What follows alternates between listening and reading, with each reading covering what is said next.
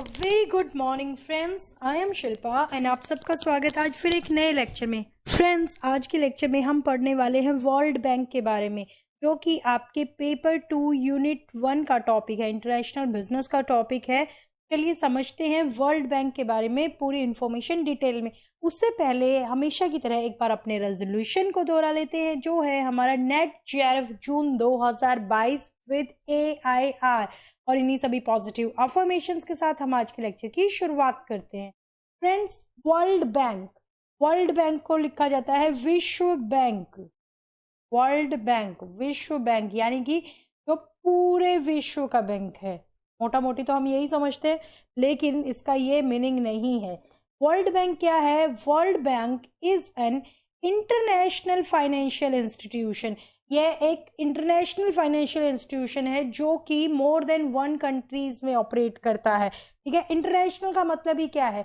जो कि पूरे ग्लोबली ऑपरेट करता है। इसका मतलब ये नहीं है कि इसकी ब्रांचेस सब जगह पे नहीं, यहाँ पे इसका लेन देन सब देशों के साथ है, इसका मतलब ये होता है। ठीक है, तो World Bank is an international financial institution that provides loans and grants to the government of low and middle income countries. देखिए, बैंक का काम क्या होता है? बैंक का काम, 2 ही काम है बैंक के मेनली, हम जो समझते हैं बैंक के काम क्या है। उनका काम है डिपॉजिट को एक्सेप्ट करना, accept deposit and grant loans. ठीक है, ग्रांट लोन्स। तो जब हम ये बात करेंगे वर्ल्ड बैंक के कॉन्टेक्स्ट में, तो वर्ल्ड बैंक क्या काम करेगा? वर्ल्ड बैंक पूरे विश्व को, मतलब पूरे विश्व की जो लो और मिडिल इनकम कंट्रीज हैं उनको लोन यहाँ पर प्रोवाइड करेगा। ठीक है, सो वर्ल्ड बैंक का कलेक्टिव नेम किसके लिए है? So the World Bank is a collective name for the international Bank for Reconstruction and Development and International Development Association. ये पॉइंट यहाँ पे बहुत बहुत बहुत इंपॉर्टेंट है कि वर्ल्ड बैंक क्या है। वर्ल्ड बैंक एक कलेक्टिव नेम है किसके लिए? International development, international Bank for Reconstruction and development, IBRD जिसको शॉर्टकट में बोला जाता है, एंड इंटरनेशनल डेवलपमेंट एसोसिएशन। ठीक है, 2 of the 5 international organisation owned by the World Bank Group. तो यहाँ पे 2 चीजें हैं फ्रेंड्स, एक है आपका वर्ल्ड बैंक, एक आपका वर्ल्ड बैंक ग्रुप। तो वर्ल्ड बैंक जो है, वर्ल्ड बैंक वो 2 ऑर्गेनाइजेशन को मिला के बोला जाता है। तो World Bank is your IBRD plus IDA। सो ये जो एक सिंगल लाइन है, ये ही आपके 2 मार्क्स स्कोर करवाने के लिए यूजफुल हो सकती है, क्योंकि एग्जाम में इसी तरह से पूछा जाएगा कि वर्ल्ड बैंक किन 2 संस्थाओं से मिलकर बना है। ठीक है, तो इसको एक बार नोट कर लीजिए। वर्ल्ड बैंक बना है International Bank for Reconstruction and Development and International Development Association को मिला के। ठीक है, तो it was established along with International Monetary Fund at Bretton Woods conference in 1944। यह 1944 में IMF और वर्ल्ड बैंक 2 संस्थाएं बनाई गई थी। और ये क्यों बनाई गई थी? इन 1944 Britain Wood conference established the World bank. ठीक है, 1944 में ब्रिटन वुड कॉन्फ्रेंस में वर्ल्ड बैंक की स्थापना की गई थी। It's loan help European countries rebuild after world war 2। देखिए, उस टाइम में क्या था, वर्ल्ड वॉर 2 होने की वजह से पूरे वर्ल्ड की इकोनॉमी और स्पेशली यूरोपियन कंट्रीज को बहुत ज़्यादा नुकसान हुआ था।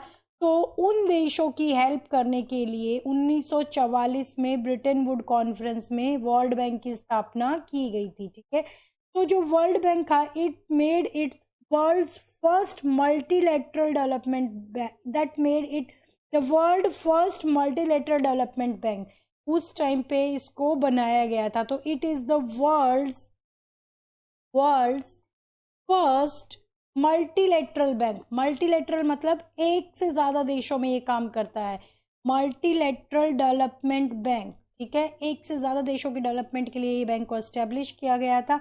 तो जो it was funded through the sale of world bond, funded through the sale of world bond, यानी कि इन्होंने जैसे कंपनीज अपने शेयर बेचती हैं, ऐसे ही ये जब बैंक एस्टेब्लिश हुआ था तो इन्होंने कुछ बॉन्ड्स निकाले थे, सेल ऑफ, उनको बोला गया था वर्ल्ड बॉन्ड। तो क्या बोला गया था, वर्ल्ड बॉन्ड्स के थ्रू इसको फंडेड किया गया था। और इसका जो फर्स्ट लोन था इन्होंने दिया था फ्रांस को। तो फर्स्ट लोन किसको दिया इन्होंने, फ्रांस को। First loan was given to France. और फिर उसके बाद इन्होंने अदर यूरोपियन कंट्रीज को अपने लोन्स दिए। तो ये लोन्स देने का पर्पस ही क्या था कि जो देश ये जो वर्ल्ड वॉर 2 से अफेक्टेड हुए हैं, जिन देशों की इकोनॉमी वहां से पिछड़ गई है, वहां पे उनपे बहुत ज़्यादा नुकसान हो गया है इकोनॉमीज को, उनको उभारने के लिए, उनको फाइनेंशियली एड प्रोवाइड करवाने के लिए, उनको वित्तीय सहायता देने के लिए वर्ल्ड बैंक की स्थापना की गई थी।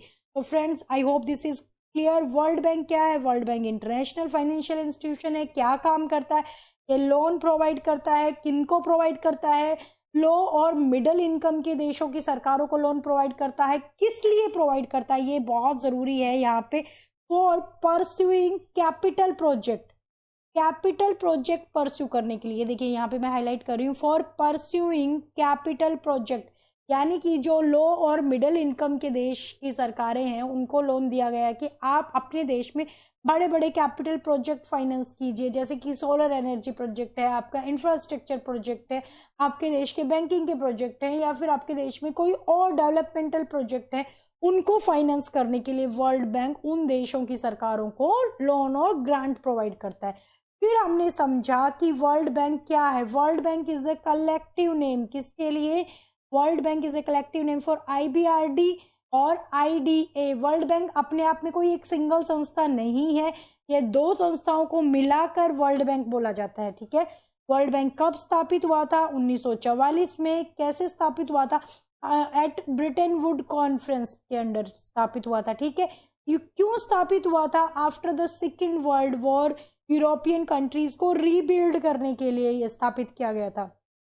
इसने कैसे अपनी स्थापना की, इसने अपने फंड्स को कैसे गेन किया, through the sale of world bonds. और पहला लोन किसको दिया, फ्रांस को दिया, और उसके बाद बाकी यूरोपियन कंट्रीज को उन्होंने अपना लोन डिस्ट्रीब्यूट किया। I hope this is clear. Moving to the next, इस स्लाइड में से आपके पास कुछ इंफॉर्मेशन बहुत यूजफुल हो सकती है, ठीक है। वर्ल्ड बैंक का हेडक्वार्टर कहाँ है, ये है वॉशिंगटन DC में। हेडक्वार्टर आपको याद करना है, हेडक्वार्टर कहाँ है, हेडक्वार्टर है आपका वॉशिंगटन DC में।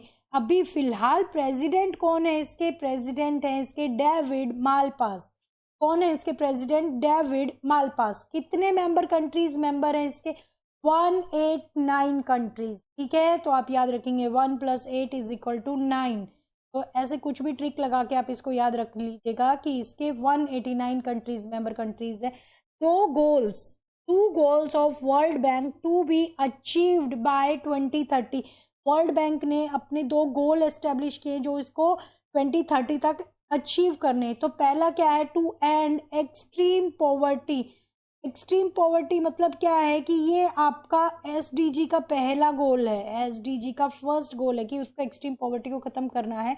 तो वर्ल्ड बैंक भी इसमें अपना कंट्रीब्यूशन दे रहा है। तो वर्ल्ड बैंक ने डिसाइड किया है and extreme poverty by decrease percentage of people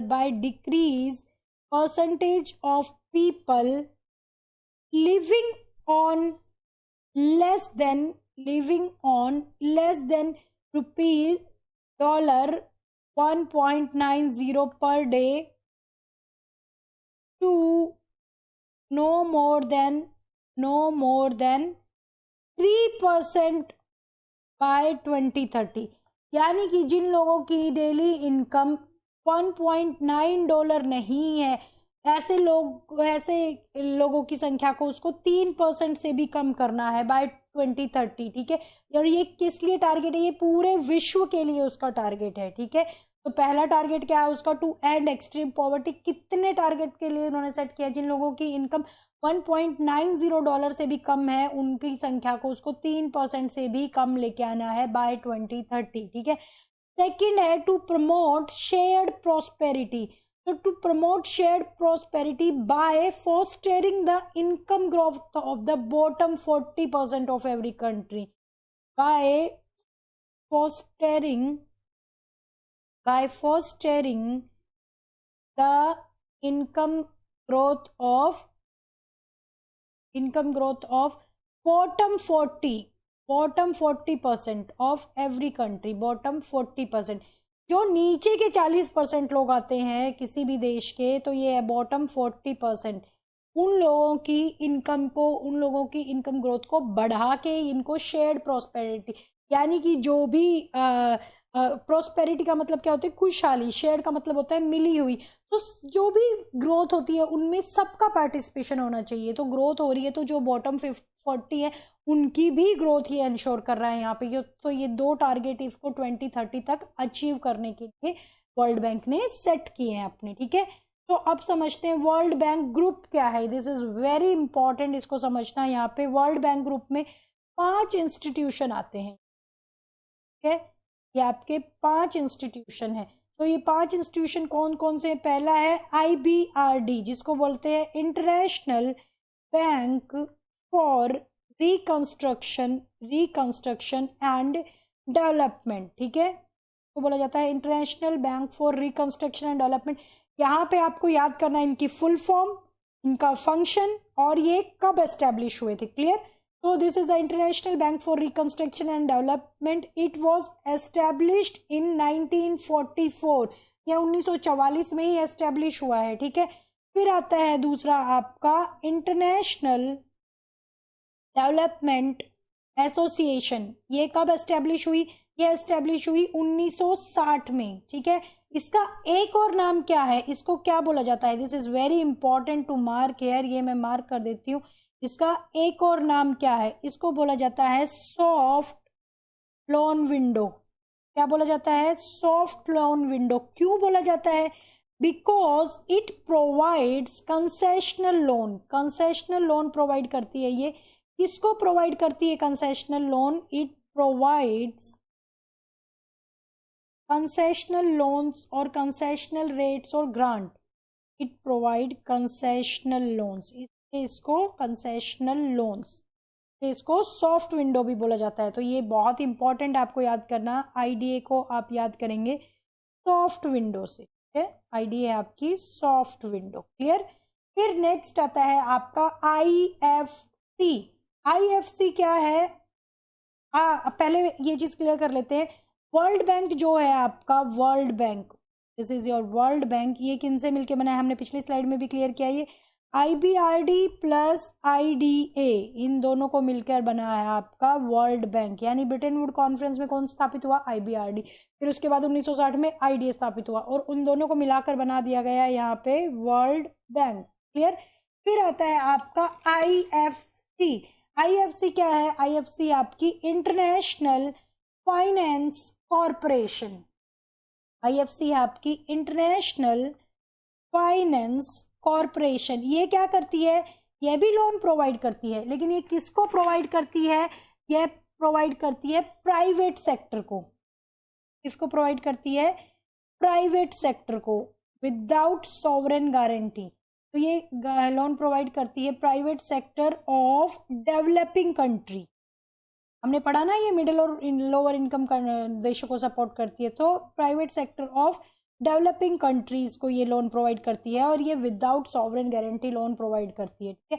तो IFC का आप याद रखेंगे कि IFC आपके प्राइवेट सेक्टर के लिए। कुछ कुछ कीवर्ड्स आप इसके नोट करते जाइए, ठीक है। फिर आपका मीगा। मीगा क्या है? MIGA is your multilateral investment guarantee agency. MIGA आपकी मल्टीलेटरल इन्वेस्टमेंट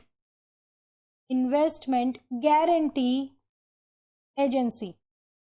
ये क्या काम करती है? अब मल्टीलेटरल इंटरनेशनल एजेंसी है। कब स्थापित हुई थी? ये भी इंपॉर्टेंट है, याद करना। ये भी याद रखिए 1956 में IFC स्थापित हुआ था। मीगा स्थापित हुई है 1988 में। ये क्या काम करती है? It provides insurance against certain type of risk. कौन कौन से इंश्योरेंस रिस्क के according against risk cover provide करती है? इट प्रोवाइड्स इंश्योरेंस अगेंस्ट कौन कौन से रिस्क है? Political risk to the various type of risk, जिसमें पॉलिटिकल रिस्क भी आता है, आपका इकोनॉमिकल रिस्क भी आता है। किसको प्रोवाइड करती है? To private sector, against political risk to private sector, ठीक है, बहुत सारे रिस्क कवर करती है और ये इसके साथ साथ क्रेडिट एनहेंसमेंट गारंटी भी प्रोवाइड करती है। आगे आने वाली स्लाइड में इनके फंक्शन डिटेल में पढ़ेंगे, एक बार मोटा मोटी समझ लेते हैं। फिर आपका इंटरनेशनल, यहाँ पे नोट कर देती हूँ मैं, international centre for settlement of investment dispute. अभी इतने सारे मेंबर कंट्री हैं, कितने मेंबर कंट्रीज हैं इसके, हमने अभी अभी पढ़ा था 189, कैसे याद रखेंगे, 1 + 8 = 9, ठीक है। तो इसके इतने सारे कंट्रीज है तो ऑब्वियस है यहाँ पे भी इतने लोग होंगे तो झगड़ा तो हो ही सकता है उनके आपस में बीच में। तो ये क्या करती है, ये 1966 में स्थापित की गई थी, to work with government to reduce investment risk, यानी कि इन्वेस्टमेंट से रिलेटेड कोई भी डिस्प्यूट हो जाता है तो ये सॉल्व करती है।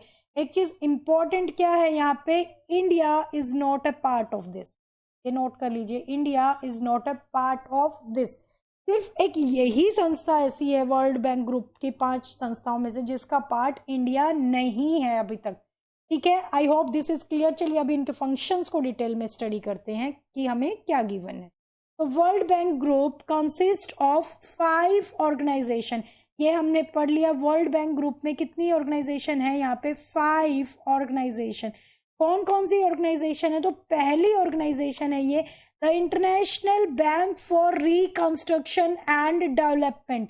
तो यहाँ पे हमें क्या क्या समझना जरूरी है, एक तो हमें IBRD की फुल फॉर्म समझनी जरूरी है, दूसरा ये एस्टैब्लिश कब हुआ था, एस्टैब्लिश हुआ था 1944 में, तीसरा हमें समझना है इसका फंक्शन क्या है, क्लियर, तीसरा हमें समझना है इसका फंक्शन क्या है। तो फंक्शन यहाँ पे गिवन है, थोड़ा छोटा छोटा लिखा है लेकिन आप ध्यान दीजिएगा, मैं आपके साथ साथ इसे पढ़ रही हूँ। The international Bank for Reconstruction and development lends to the government of middle income and credit worthy low income countries। यहाँ पे ये क्या काम कर रहा है, जो आपकी मिडिल इनकम और लोअर इनकम कंट्रीज हैं उनको ये लोन प्रोवाइड करता है। So it provide basically developmental finance. कैसा लोन प्रोवाइड करेगा, ये डेवलपमेंटल फाइनेंस प्रोवाइड करेगा। मैं यहाँ पे लिख देती हूँ, आप भी अपनी नोटबुक में इसको लिखते चलिए। यह प्रोवाइड करेगा डेवलपमेंटल फाइनेंस, यानी कि उनके देशों की डेवलपमेंट के लिए, उनके कैपिटल प्रोजेक्ट के लिए ये यहाँ पे लोन प्रोवाइड करता है, ठीक है। तो ये क्लियर हो गया। IBRD की फुल फॉर्म क्या है, IBRD की फुल फॉर्म है International Bank for Reconstruction and development.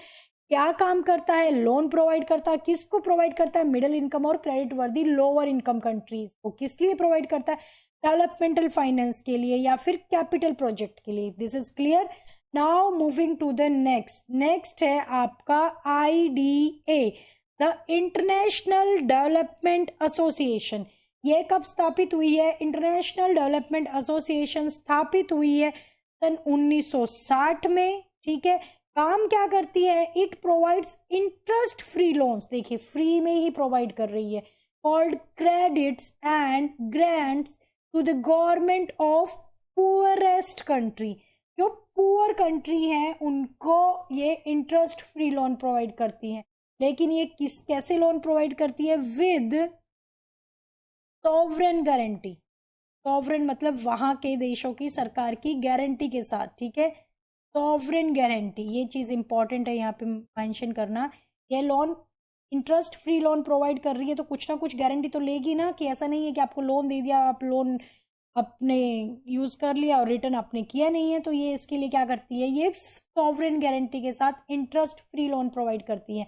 तो हमने 2, 3, 4 बार ये चीज पढ़ ली है। IBRD प्लस IDA मिलके बनता है आपका वर्ल्ड बैंक। ये चीज बार बार मैं आपको याद दिला रही हूँ क्योंकि ये इतनी ही जरूरी है जितना मैं इसको रिपीट कर रही हूँ। तो ये दोनों मिलके बन गया आपका world bank. I hope this is clear. फिर आता है आपका international finance corporation. International finance corporation कब एस्टेब्लिश हुई है आपकी, इंटरनेशनल फाइनेंस कॉर्पोरेशन एस्टेब्लिश हुई है आपकी 1956 में। यह काम क्या करती है, international finance corporation is the largest global development institution focused exclusively on the private sector. देखिए यहाँ पे इसको आपको याद रखना है, IFC किसके लिए काम करेगी, IFC एक्सक्लूसिवली काम करेगी आपके प्राइवेट सेक्टर के लिए। I hope this is clear, ठीक है। So we help developing countries achieve sustainable growth by financing investment, mobilizing capital in international financial market and providing advisory service to the business and government। यानी कि ये क्या कर रही है, जो प्राइवेट सेक्टर है, किसी भी जो आपके मिडिल इनकम और लोअर इनकम कंट्रीज हैं, उन प्राइवेट सेक्टर्स को ये लोन प्रोवाइड करती है। और ये किस टाइप से लोन प्रोवाइड करती है? ये लोन प्रोवाइड करती है विदाउट सॉवरेन गारंटी। किस प्रकार से लोन प्रोवाइड कर रही है? विदाउट सॉवरेन गारंटी, ठीक है। यहाँ पे हमने पीछे वाले में क्या पढ़ा था कि ये विद सॉवरेन गारंटी प्रोवाइड कर रही है लोन को, लेकिन प्राइवेट सेक्टर से ये इंटरेस्ट तो चार्ज करेगी, लेकिन सॉवरेन गारंटी यहाँ पे सरकारों की, देशों की यहाँ पे गारंटी यहाँ पे नहीं लेती है, और विदाउट एनी गारंटी यहाँ पे लोन प्रोवाइड करती है। विद सॉवरेन गारंटी यहाँ पे लोन प्रोवाइड कर रही है, विदाउट सॉवरेन गारंटी। तो इसका मतलब क्या है? ये इंटरेस्ट चार्ज करेगी। नेक्स्ट है आपका the multilateral investment guarantee agency, जिसको बोलते हैं मीगा। मीगा कब एस्टेब्लिश हुई थी?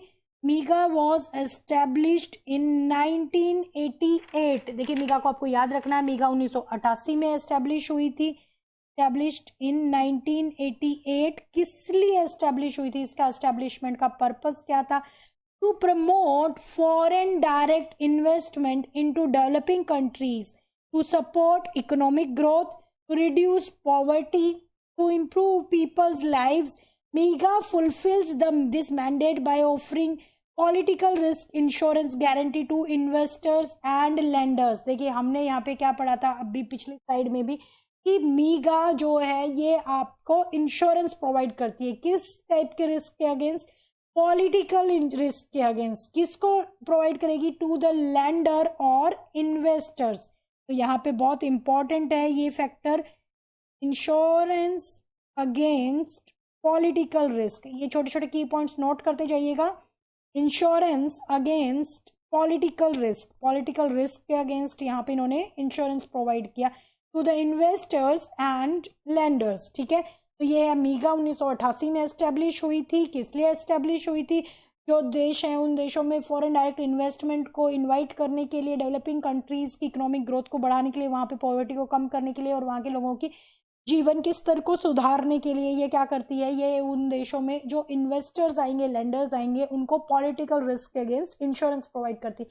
अभी इंडिया की अगर बात करें, India is a developing country, India में फॉरेन डायरेक्ट इन्वेस्टमेंट को बढ़ाने के लिए लोग डरेंगे यहाँ पे तो कुछ भी, कभी भी कोई भी सरकार चेंज हो जाती है। या फिर पाकिस्तान की हम बात करें, क्योंकि रिसेंट अभी पाकिस्तान में ही हो रहा है, पॉलिटिकल रिस्क ज़्यादा बढ़ रहा है, तो वहाँ पे क्या हो रहा है? वहाँ पे कोई भी फॉरेन इन्वेस्टर जाने से डरेगा। सो वर्ल्ड बैंक क्या करेगा? वर्ल्ड बैंक वहाँ पे भी इंश्योर करेगा कि उस देश की भी इकोनॉमिक ग्रोथ हो, क्योंकि अगर वो वर्ल्ड बैंक का पार्ट है तो वर्ल्ड बैंक अपने मेंबर कंट्रीज का पूरा ख्याल रखेगा कि उन देशों की भी इकोनॉमिक ग्रोथ होनी चाहिए, वहाँ के लोगों का भी जीवन स्तर सुधरना चाहिए, उन लोगों की भी, वहाँ के लोगों की भी पॉवर्टी कम होनी चाहिए और स्टैंडर्ड ऑफ लिविंग वहाँ पे बेटर होना चाहिए। तो वो क्या करेगा? वहाँ पे वो इन्वेस्टर्स को against the political risk insurance provide करेगा। सपोज आपको कोई भी इंश्योरेंस मिल जाता है तो आप बेधड़क वहाँ पे कोई भी काम कर सकते हैं। तो इसी तरीके से मीगा इंश्योर करता है कि उसके मेंबर कंट्रीज की इकोनॉमिक ग्रोथ होनी चाहिए, वहाँ के लोगों का लाइफ बेटर होना चाहिए, तो उसके लिए वो पॉलिटिकल रिस्क के अगेंस्ट इंश्योरेंस प्रोवाइड करता है।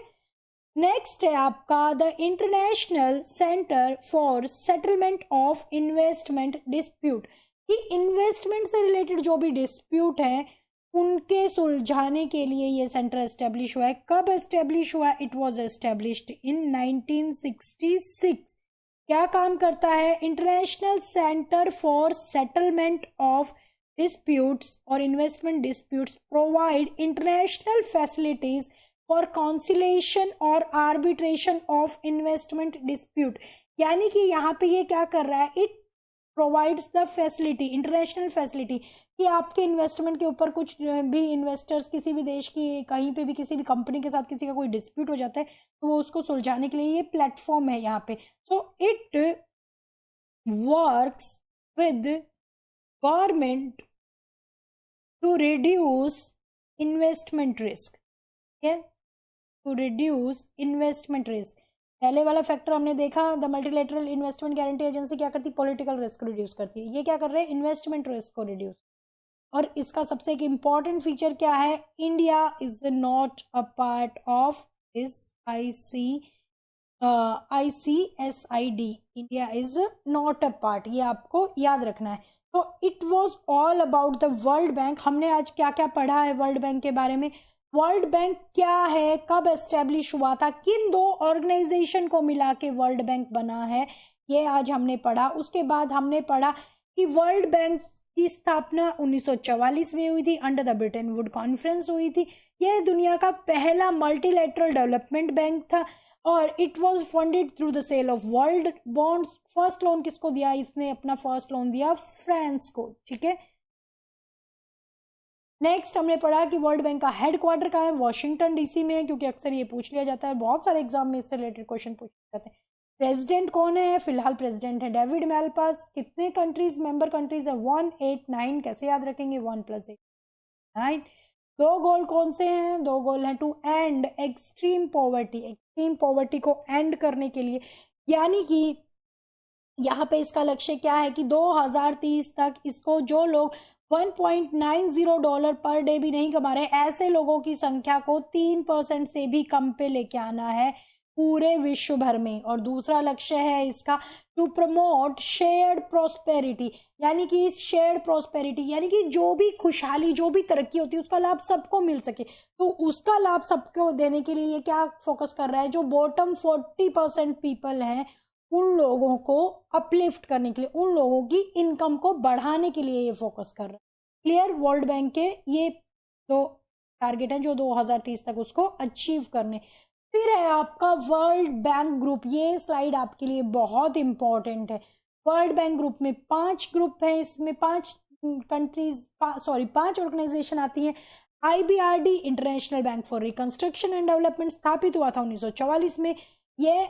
और IDA है आपका इंटरनेशनल डेवलपमेंट एसोसिएशन, स्थापित हुई थी 1960 में। इसका एक और नाम है सॉफ्ट लोन विंडो, ये पूछ लिया जाएगा सॉफ्ट लोन विंडो किसको कहा जाता है, तो आपको पता होना चाहिए। सॉफ्ट लोन विंडो बोला जाएगा IDA को। ये प्रोवाइड करती concessional loan to the poor countries government without sovereign guarantee, interest free loan with sovereign guarantee, ठीक है। और ये दोनों ऑर्गेनाइजेशंस मिला के बन जाती है आपकी वर्ल्ड बैंक, ठीक है। ये मैं बार बार फोकस। IFC कब स्थापित हुआ था, 1956 में। इंटरनेशनल फाइनेंशियल कॉर्पोरेशन इसको बोला जाता है। ये क्या करती है, ये इसका फोकस है मेनली प्राइवेट सेक्टर पे, ये ज्यादातर सारा फोकस दे रही है प्राइवेट सेक्टर को। ये इनको लोन प्रोवाइड करती है विदाउट सॉवरेन गारंटी, लेकिन इंटरेस्ट यहाँ पे चार्ज करिए। IDA इंटरेस्ट फ्री लोन दे रहा है और IFC इंटरेस्ट चार्ज करता है बट विदाउट सॉवरेन गारंटी, यहाँ पे लोन आपको प्रोवाइड किया जा रहा है। फिर आता है मीगा। मीगा क्या है, MIGA is the multilateral investment guarantee agency. ये प्रोवाइड करती है insurance against political risk to the private sector, ताकि उन किसी भी देशों में फॉरेन इन्वेस्टमेंट को, फॉरेन डायरेक्ट इन्वेस्टमेंट को बढ़ावा दे सके, ठीक है। फिर आपका आता है ICSID, international centre for settlement of investment dispute. India इसका पार्ट नहीं है, 1966 में स्थापित किया। और यहाँ पे यही फंक्शन को मैंने थोड़ा सा डिटेल में एक्सप्लेन करने की कोशिश की है, तो अभी इसको मैं दोबारा नहीं एक्सप्लेन करते हुए I am leaving it to up to you. तो आप इसको एक बार ध्यान से पढ़ लीजिएगा, नोट्स इसके प्रिपेयर जरूर करते जाइएगा, क्योंकि कीवर्ड्स यहाँ पे नोट करना आपके लिए बहुत जरूरी है। तो friend, it was all about today's lecture. I hope आज का लेक्चर आपको पसंद आया होगा, समझ में आया होगा। If you like the lecture, share it with your friend. And अगर आपको कोई डाउट है इससे लेकर, तो आप मुझे कमेंट बॉक्स में अपने डाउट को पोस्ट कर सकते हैं। इससे पहले मैं इंटरनेशनल बिजनेस की बहुत सारे लेक्चर्स को दे चुकी हूँ, इसको आप चैनल पे जाके सर्च कर सकते हैं। And I will make a separate playlist for this, so that आपको एक ही जगह पे सारे के सारे लेक्चर्स यहाँ पे अवेलेबल हो जाते हैं। So friends, thank you for watching, have a nice day.